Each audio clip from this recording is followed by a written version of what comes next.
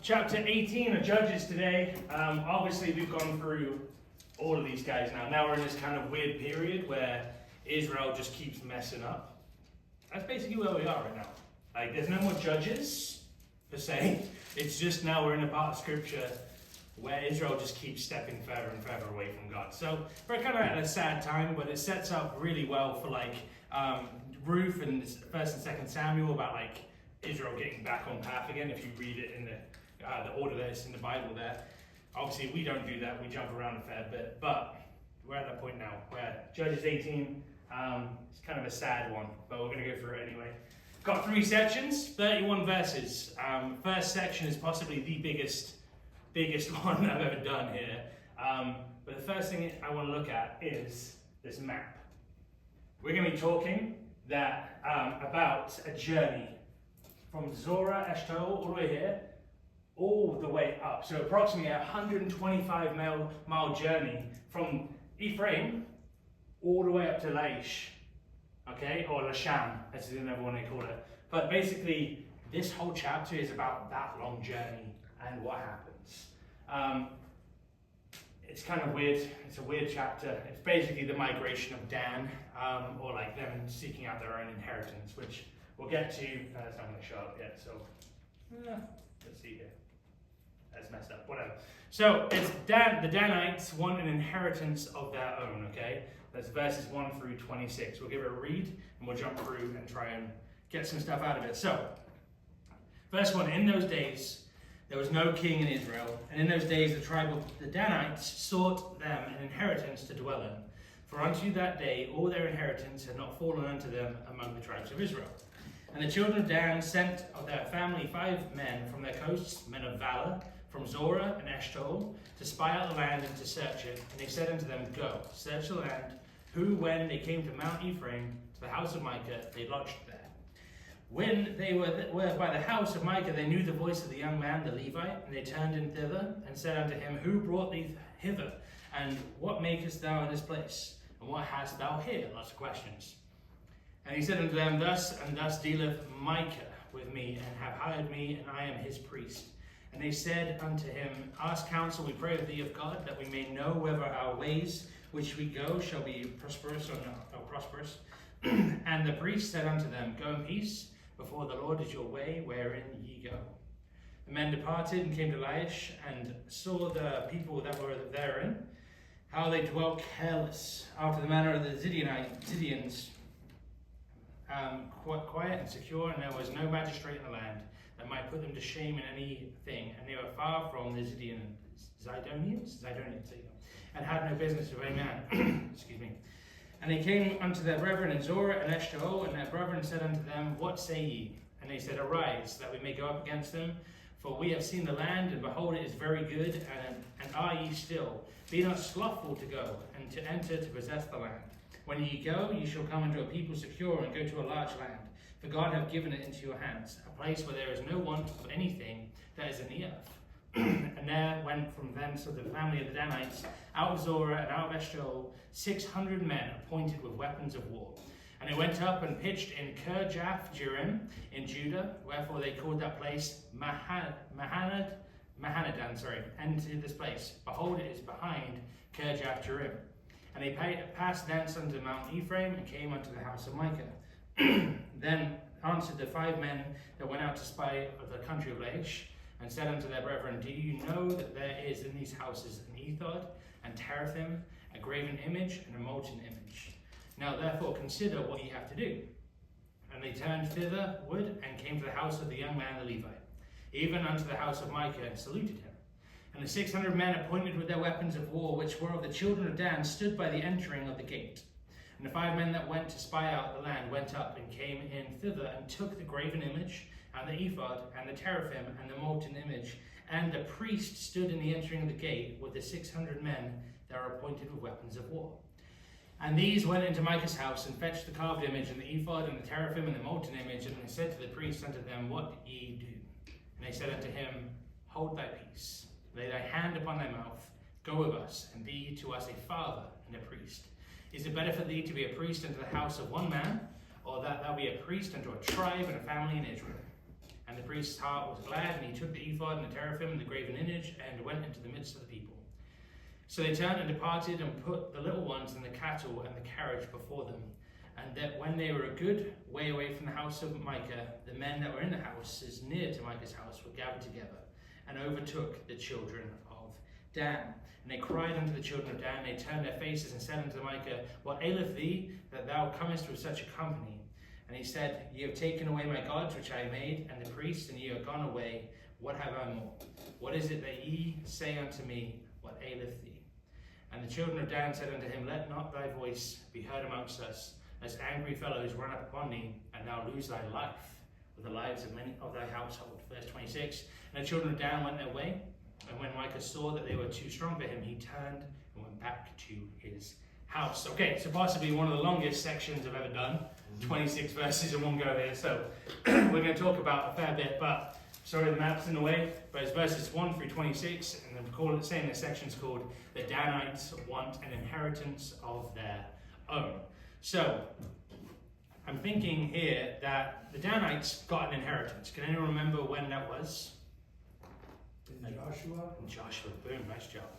So, if that's the case, then why are they looking for a inheritance now?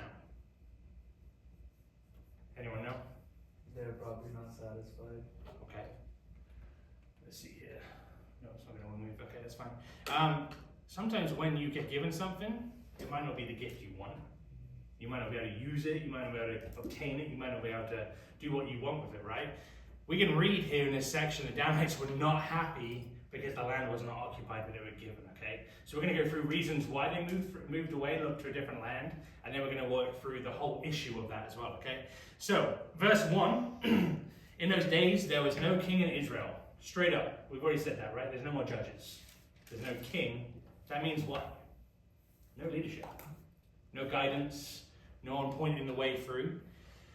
But the Danites had been given this land. Okay, so the land, the tribe of Danites, we remember that we was all split up and everyone got their different sections. Their section is right here. And I should have got a second map of all the breakup of all the land, but you can look at Joshua and remember what we did there and look at the maps that they got. They got a good chunk. It wasn't like they were lacking. But the reason why they didn't like this land was because they were struggling to take possession of it. Remember what we said in Joshua when they were like, and we'll take over half the land, and then they'd let half the guys just stay. And they lived and they dwelt amongst each other until this day. That's what it said in Joshua, right? That's the issue they're having here. They were never able to really occupy the whole land that they were given, which a lot of the tribes struggled with. Remember, these guys aren't the only ones. These guys are the ones that chose to do something different, though, okay? So they struggled to get full possession of the land, whether it was laziness, whether it was lack of motivation or energy, or even lack of strength. They chose to do something different. So whatever the reason, their powerful neighbors, the Philistines, were still in the land. They weren't able to take control of it all, okay? So I want you to think about that. When you've got given something, an inheritance from God, but you're choosing to not fulfill it, whose fault is that? That's not God's. You've been given the opportunity. Step into it, right? Verse 2, we can see that the unhappiness here of the children of Dan, the tribe of Dan, causes them to say, hey, I'm going to go and find a better place to be. Not happy with this house, going to look at a different one. Want to go back onto Zillow, go on Redfin, and start looking around for a different house because we're not happy with this one. Neighbors are too loud, they throw parties all the time. I want out. That's what they did. So they sent spies, 5 men, from Eshtaol or Zorah all the way up. That's a long journey, okay? Straight past the Sea of Galilee right here, as you can see that. It's a long journey, okay? You have 5 men, but not just 5 men. What does it say? Anyone can read it, verse 2? 5 men from their coast, men of valor. What does that mean? Do you remember what that meant? Valor? Men of great strength. Warriors. Courageousness. Passion. Or, there was another one that I liked as well that someone else said, a different theologian said, or commentator said, people who are called by God to act responsibly at a time could be called men of valor. It's kind of cool. So if you get called by God to do something, you could technically go into that section of men of valor. Yeah, pretty cool. So They sent these men out to spy the land, to find a new land for the tribe of Dan. Can you imagine that? That God's given them this gift in the promised land. They went through the whole of Exodus. Remember that? They went through no food, no water, guidance by a pillar of light, the protection, right, from God, the getting out away from the Egyptians, all the things that God has done for them, only to get to the place God's given you and to be like, don't like it, need to move. That's like a bit of a slap in the face, right? You've been asking for freedom.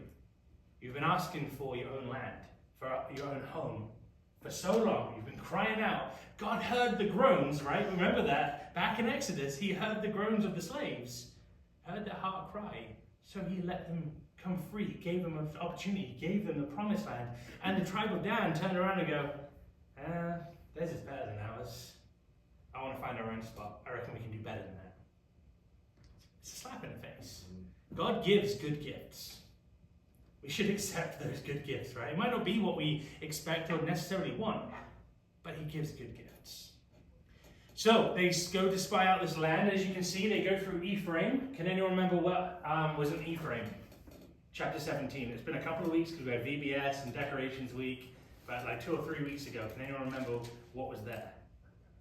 The house of Micah. So you can see that. I don't know if you can see right here. It says house of Micah. So they stopped there. But that's not too far into the journey. Okay, this base of the big long journey here, maybe that's 25 miles in, that's another 100. They had a quick stop. They had a nice little Airbnb moment. They had a nice breakfast and, breakfast and bed opportunity where they stopped and stayed there as a resting place, okay? And we can read that in verse 3. They go to this house, or verse 2, sorry, at the end of that. They came to Mount Ephraim, to the house of Micah. They lodged there. They had a nice little snooze. They stayed put for a while, okay? They went looking, and they stumbled across this house. And they find there a man. They find the house, they find a man there, they stay there, and they get to know, because they hear and recognize this man's voice.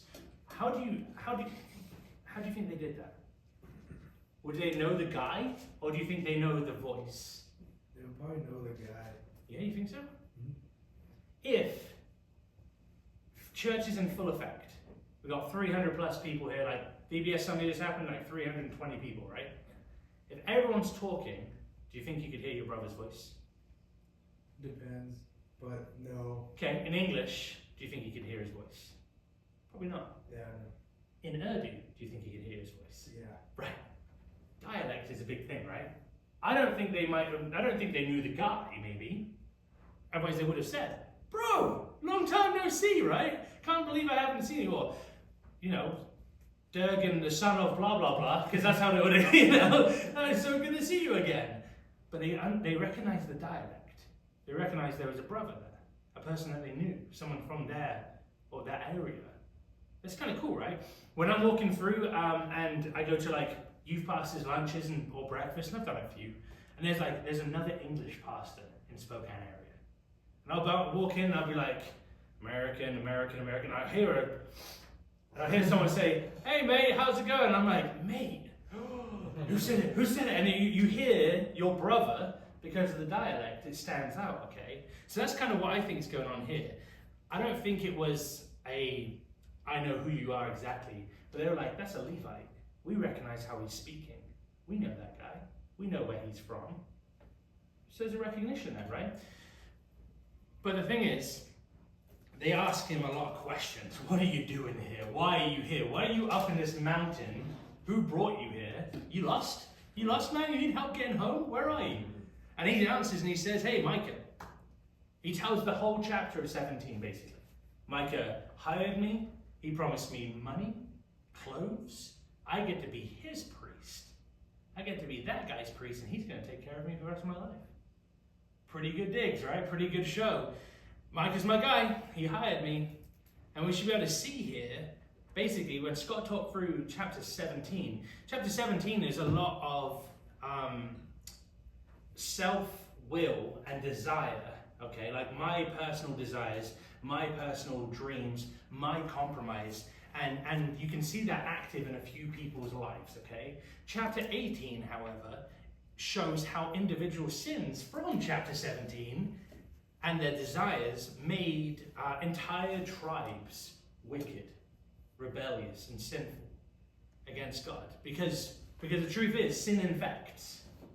If I sin and I keep sinning and I'll, hey man, you should come check out what I'm doing over here. Eventually it will wear you down. And that will affect you, it'll infect you like a disease. It destroys, sin destroys, and sin spreads if not dealt with accordingly, okay? It might not spread to you like a virus, but it will spread through my body like a cancer, and it will kill me. Sin is something that we need to deal with very, very well, and thankfully we have Jesus who can do that. So, we have this moment where chapter 17, we talk about this personal sin and how it's going to change the whole tribe, the nation of Israel, for the next couple of chapters. Are pretty brutal. It's pretty brutal. Verse 5, we can see the man ask the young man, based on his position of authority, you're a priest? You're a priest? For counsel. They ask for counsel. Ask him counsel, we pray thee of God. So, hey man, you're a priest. You're the guy to talk to about this. Talk to God for us. Give us counsel about what to do here. What direction do we need to go? They're seeing this because they see a young priest, a guy who has been said that he is a priest. So they understand the biblical authority that comes with that. If he's the only priest, what position does he have? He's the high priest. Top priest. He's the top dog. He's the high priest of that temple because he's the only priest of that temple. Okay, if anyone else came along, he would be, you're under me. I'm the top dog still. I'm the authority here. He's now the high priest, okay? So they see that. And they see this young priest, and even though he's young, they see that God's put him in a position, and they go, okay, cool. And they ask him, hey, give us biblical counsel. Pray to God for us, help us. But notice, they're doing this because of the position. However, they are willing to use idols. They're willing to use household gods to get their answers here as well. Remember in chapter 17, Micah and his house of gods. He's not a temple of the one true God. There's a house of gods, lowercase g with an S on the end because there's quite a few of them. Okay? So they wanted to use this word teraphim, T-E-R-A-P-H-I-M, teraphim. In classic rabbinical literature, it's described as disgraceful things. All those things that are disgraceful, ungodly, things that are not of God, unholy, okay? It's interesting for us in this time, in this world, how we turn to things like this.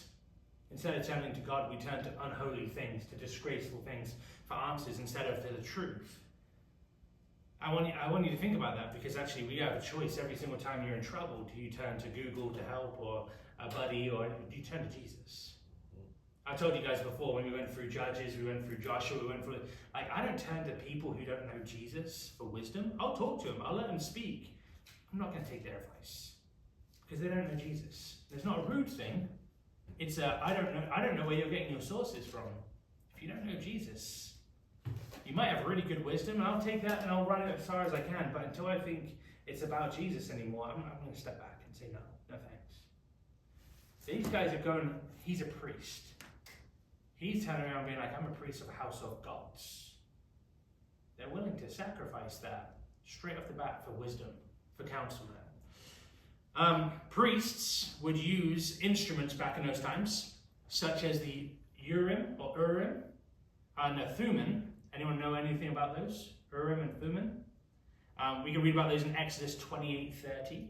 Okay, these are basically prophetic stones that get put into like breastplates and chest plates that the high priest would wear, and they'd have them on them, and it'd be used to make decisions, protection, guidance. But this shows again the habits of man's hearts, superstition.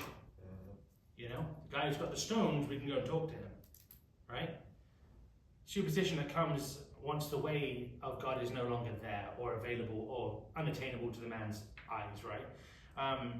It's the same thing that we use for Google, you know, YouTube, stuff like that. How do I get over this? How do I do this? What's the natural way to heal from a cold? And you go, okay, cool, great. You got medicine, you got stuff like, you got prayer. Yeah, it might not work all the time, but it's like you got ways out of this through Jesus instead of through the world. And I think that's the big point. So verse 6, we see the priest sends them away, go in peace before the Lord is your way, wherein ye go. Now the funny thing about this is, I don't know in your Bible, but Lord is capitalized. So even though he's a priest of the temple of God, lowercase g with an S on the end of it, he's talking about the one true God here. What do you think about that? How does that make you feel? Someone's on the fence, right? You're praying to God in a temple of gods.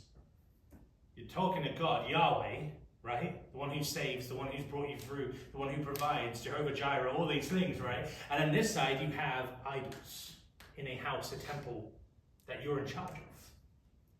You can't really do that. You can't dabble both sides. Notice that he does that, and sure enough, they get sent away, and it's, okay, cool. He gets the blessing from God.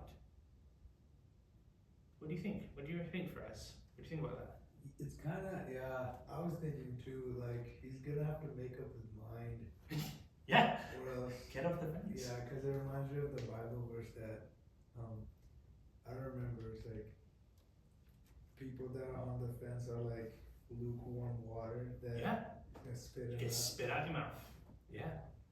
And that's the truth here, right? He is on the fence. And you find out how on the fence he is with Micah later on in the chapter as well, by the way.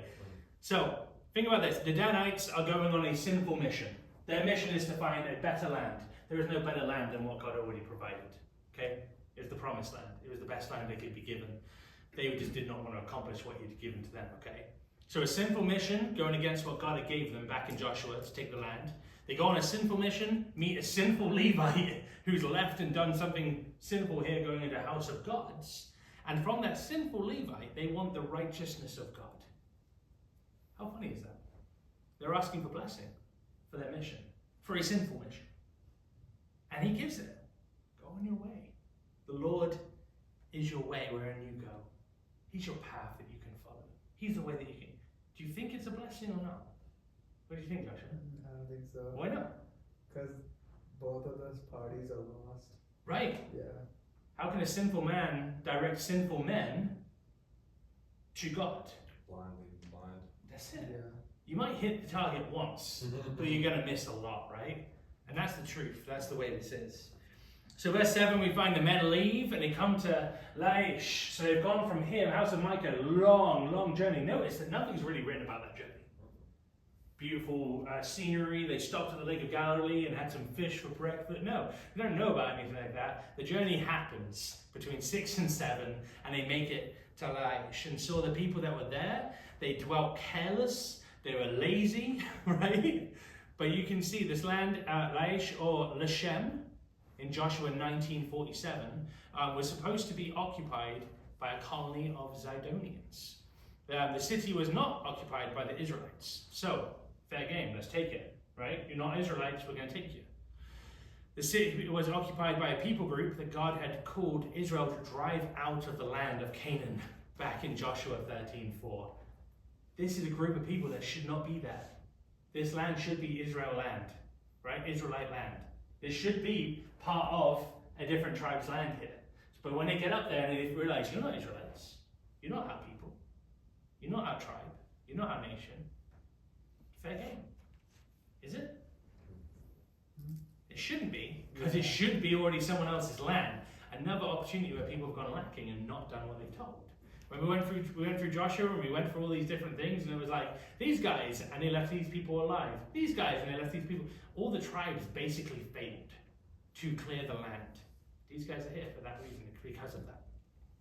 So, verse 8, they returned. They returned back to Zorah and Eshtaol. So they've gone, they've checked out Micah, they talked to Micah, they got the blessing, they wandered back, and they wandered all the way back down again. It's a long journey. Who knows how long that would have taken? 125 miles walking, or maybe on horseback? Does it mention horses? Right? So you presume walking. It's a long time. Days, weeks maybe. Long time. They returned to their brethren and were asked for a report of the land. Remember what they do in Joshua? They did that real detailed report of this is the land here and this is what happens here. They do a great job. These guys know how to report stuff. So of course, great reports delivered. And they turn around and they say, hey, verse 9, get up. Stop being lazy. We can take these guys. The land is very good. Very good. Why not? It sounds great. It's a very good land. The guys are lazy. This is going to be an easy fight. Stop being lazy, guys. Get up. Let's go. The land is good. The city is not heavily defended. This is the perfect city for the Danites to take for their own territory. Maybe it's their new promised land. Oh my goodness. Verse 10. They share the promise of God's blessing they receive from the priest, right? When he goes, you'll come to a people secure and go to a large land. For God have given it into your hands. Did the priest say that? The priest said, he's with you wherever he's your path, right, basically. He didn't say he's going to give it into your hands. There's twisting of words here. There's things going on here like that shouldn't be saying. But the report of the land was a good report. The report of this blessing is a great thing. If you think God's got us, let's go. It makes it real easy to make that decision, right? Now they actually have to do it. Verse 11, they assembled 600 men armed with weapons of war. And this is interesting because what didn't they do before? They didn't clear the land. Why didn't they just rouse 600 men to go and clear the rest of the Philistines out? Right? Instead of having to do 125 miles, it's probably like a 30-mile trip to the coast. You could have cleared those guys out. You could have mustered a 600-man army. But they're happy to go and do their own conquests, but not the ones of God. Interesting, right? People do this all the time. I've done it. I don't want to do your plan. I want to do Jamie's plan. Jamie's plan sounds better. It's not. Never usually is, right? Listen to what God's doing. In verse 12, it says the journey took them through the territory of Judah. Okay, and it's taken them through to Ephraim. They camped west of Kirjath Jearim, a place they called the Camp of Dan, or Mahanadan. Okay, and you think, as they're doing this, here's Kirjath Jearim. That's not that far. That's 600 men. They were a lot slower. 5 people, they could have walked a lot faster. They're not carrying weapons. They're not carrying shields. They're not carrying all the provisions they need for battle. These guys are taking a lot longer to get there. Okay, so now you get a kind of lay of the land, what's going on here. And they walked to Mount Ephraim and come to the house of Micah, just as they were told in verse 13. So again, they're making progress. They're getting there. And they spoke of the ephod, right? Verse 14, the 5 people say, hey, when we came to spy that country, we found this place. And in here, there is an ephod. What's an ephod? It's a type of apron worn by who? Priest. High priest. High priest. Nice and shiny ones, high priest. Who's the priest? The high priest, right? Yeah. So, the high priest of Israel's temples would wear an ephod. Okay? There is a teraphim in there. What's a teraphim? Household gods, idols. Okay? Graven image, what's that? Like an idol. Yeah? Something carved out of wood or chiseled into stone or into metal, like an image graved into something, right? Makes sense? What about a molten image? It's like made out of wood and then dumped in. Golden calf? Yeah, you put it in. Think like about that. Wait, a here's my jewelry. Melt it down into something, right? Golden calf. When Moses, Aaron, you remember that. So they're saying here, in this place, there's a lot of goods here. There's a lot of goods. We could take it if you want. Now, therefore, consider what you have to do. What ye have to do. Consider. With all these things in this house, consider what you want to do with them. What's he actually saying? What are those 5 men actually saying? Let's go get it. Let's go get it. Let's go get them goods, right? It's kind of funny. So they do. Verse 16, the armed men went and stood as sentinels or guards at the gate. What's the gate again? Security. In and out. And these guys have taken the gate. No one gets in. No one gets out. Our guys are going to go in. You guys try and get out? Well, we're armed. We're not going to let you. That was the in and out of the city, right? This in and out of this town. In and out of that little community.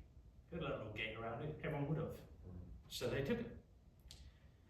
And then this greed kind of overtook them. Verse 17. You have this low morality and this religiousness coming in over the group, really. Okay? And you can see it says, the men went up, they spied, and they came in thither, and they took the graven image, the ephod, and the teraphim, and the molten image.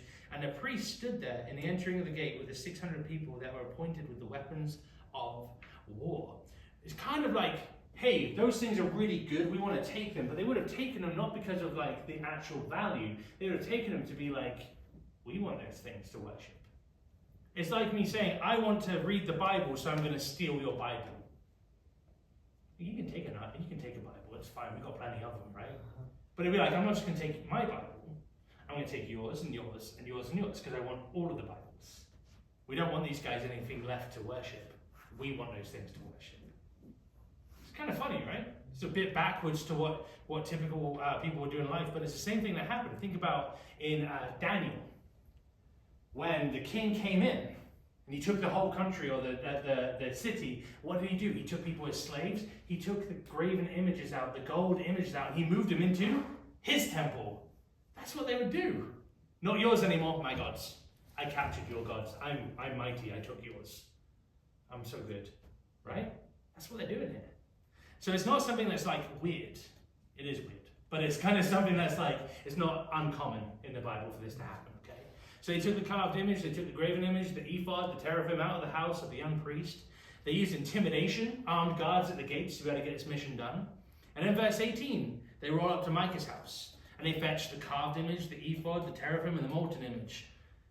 And it's funny, because they took those things that were temptations, that were idols, that were sinful, away from Micah, away from the young priest. So actually, they were free. They were free to do whatever they wanted now. They could be like, oh man, we can actually worship the one true God now. Temptation's gone. That could be a celebration moment, right? An alcoholic, and you take away all the alcohol and you pour it down the drain, you take away temptation anymore. You can't relapse anymore. They don't have to relapse anymore. They could be free from this, right? This is huge. And the young priest confronts them and says, hey, what are you doing? What do ye? What are you doing? The men respond, shut up. Be quiet. Hold your peace. Put your hand over your mouth. Basically, shut up or be shut up. Right? It's pretty aggressive. Intimidation. And then they offer him this thing. Is it better for you to be a priest to a tribe or a priest to one man's family? You could be a father to us, a priest to us. Boy, such elevation. I can imagine this guy's head getting bigger and bigger. He's like, I'm the big deal here. I'm being sought after by all these people. So they're taking idols. They're planning to take new land. And now they're taking the priest as well. Okay? There's a thing going on here. This is theft after theft after theft. Verse 20, you read about the state of the priest. His heart was glad. Boy, I'm so loved. I'm so wanted. I'm Mr. Big Shot. I'm the guy. They want me. And he was glad the opportunity to live and become a real priest to a whole tribe. The young priest helped take the idols, the images, the ephod, and went into the middle of the people. What's he doing there? Disappearing into the masses so they can go. Try and pick him out from a crowd. Where's Wally style, right? Where's Waldo, whatever you guys call him in America. But the whole thing of like, he goes in there and he disappears into the midst of the people. It's easy to hide sin when everyone else is doing the same. It's easy. But all sin will be uncovered.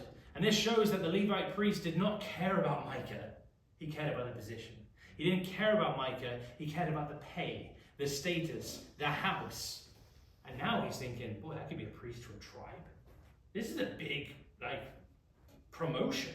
One family to a whole tribe? Man, I'm the big dog. Verse 21, the men and the priests took off with their goods, and they put the little kids and the cow on the carriage, carrying all the goods in front of them. So now the armed people are between the goods and the people coming to potentially attack them. It's a good kind of tactical thing. Put yourself in between the enemy and your stuff that you want to keep, right? But now, once they get to far away from the house, verse 22, we can see that people aren't happy about it. The community are not happy about what's just happened. People in the house of Micah, the people in the houses next to him, gathered together and overtook them, right? Ran ahead of them to the tribe of the people of Dan. Micah leading the charge, right? And what are you doing here? What's going on? Why are you keeping such company? What have you done to bring us? What's been done to bring us upon us, huh? And I think this is the crazy part, right? What aileth thee that thou come with such a company? Said unto Micah, what did he do? Micah, why are they here? Micah, Come on, man, give me answers. If Micah didn't bring the priest, what would have happened? The idols wouldn't have been there. Right? If Micah didn't take the priest and hire him to be there, they wouldn't have been tempted to take the priest or the idols or anything like that. This wouldn't have happened. But that whole community is now changed, and actually they're free from idol worship at this moment in time. But you see how desperate they are. We're missing our gods. They don't know they're actually been freed from something that is so crazy and so depraved, but they've been freed from it. Do they accept forgiveness, the freedom from it, or do they try to get it back? Like a drug addict, right? Looking, chasing their next high. People do this. When do I get the next? When do I get the next? I know I've got to pursue. I can't let that thing leave. I need it. I need that idol. That's what they're doing now. They could have just waved and been like, see ya, temptation. But they didn't know. They didn't know. In verse 24, you see the heart of Micah. You have taken away my gods, which I made. Which I made. What? A man-made God? Is that really a God? Sorry, what was that? Is it really a God? No, right? That's crazy talk. So when you think about it, it's such crazy irony that Micah went to rescue his gods. So the question you got is similar to the one from 17. Are you worshipping the gods that you've made or the one true God? Because that's real key. Do you look up to someone like they are the big deal? Or are you looking up to Jesus? Have you elevated something in your brain to take the place of where Jesus should be? We all struggle with it. We all do. You're taking the gods I've made. You're taking the priest that I brought here. Micah is being foolish about these idols and foolish about this priest. We can remember and be so thankful that we have a high priest that will never be substituted. We have a high priest that will never be changed out. We have a high priest that is there forever, for eternity in Jesus Christ, okay? And then we see the true damage that this has caused from Micah. And he says, what have I more? What have I got left? There's nothing left. That's sadness right there, of a man crying out, you've taken it all. I've got nothing. My priest, my idols, they're all gone. There's emptiness in Micah's idolatry here. There's not fulfillment because his false gods didn't bring him fulfillment. They didn't bring him truth. They didn't bring him any lasting good. He's lacking. He's without. And now he is empty. It's a real sad life to live. Verse 25, the lawlessness in Israel is easily illustrated here in this event, okay? Verse 25, it says, the children of Dan said unto him, let not thy voice be heard amongst us, lest angry fellows run upon thee, and thou lose thy life with the lives of thy household. Be quiet, otherwise we're going to kill you all. Be quiet. Same thing he just said to the priest. Shut up or be shut up. Right? Don't speak out unless you want to lose your life. Truth is, fear can stop you from doing certain things in your life, and this situation was now out of Micah's hands. Verse 26, the tribe of Dan left. Micah saw the truth of the whole situation. They were too strong. They were too strong for Micah. They were too strong for Micah's false gods. And Micah could not protect his false gods. Thankfully, our God doesn't need protection. Okay. Next section. You can't see that, but that's fine. 27 through 29, the victory over Laish. So it says this, and they took the things of which Micah had made and the priests which he had, and came unto Laish, unto a people that were quiet and secure, and they smote them with the edge of the sword and burnt the city with fire. And there was no deliverer, because it was too far from Zidon, and they had no business with any man. And it was in the valley that lieth by Beth Rehob, and they built a city and dwelt therein.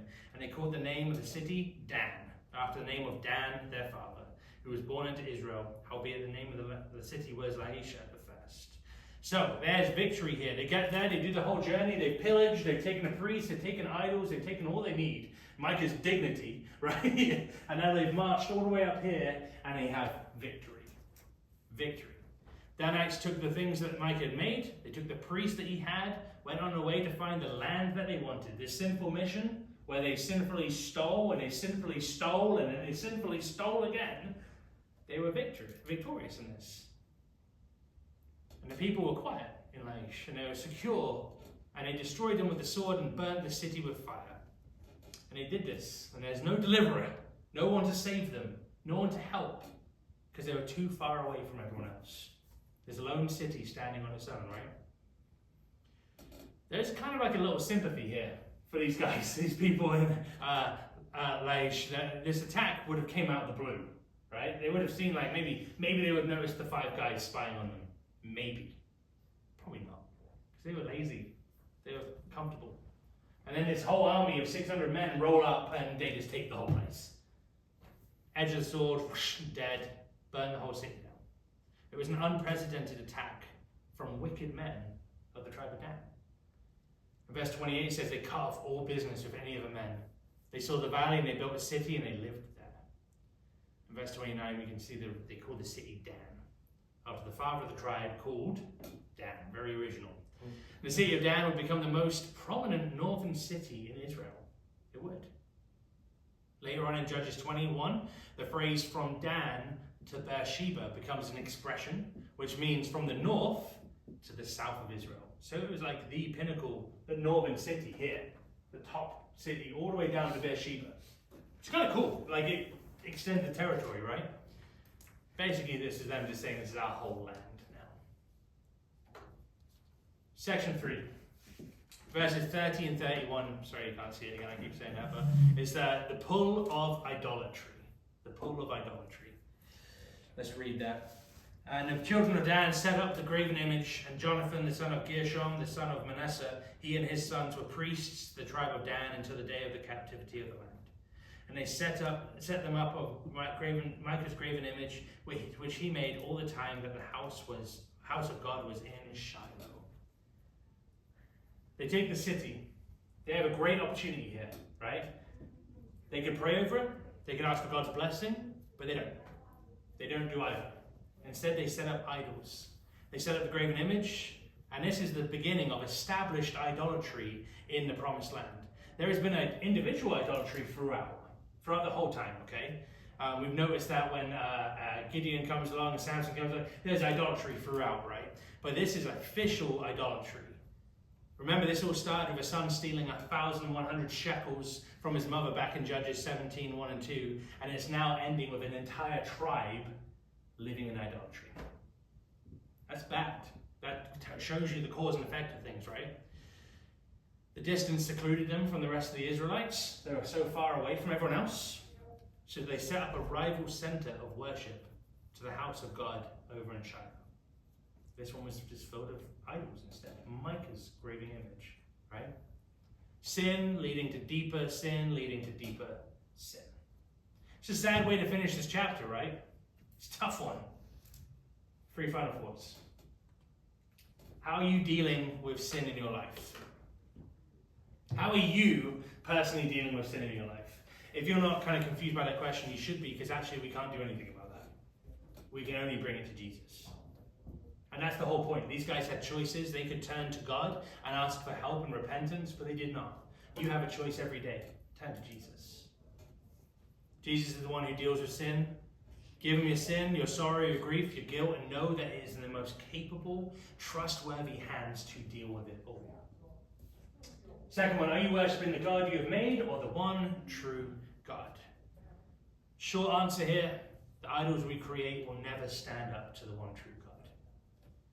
You play your PlayStation too long, it'll die.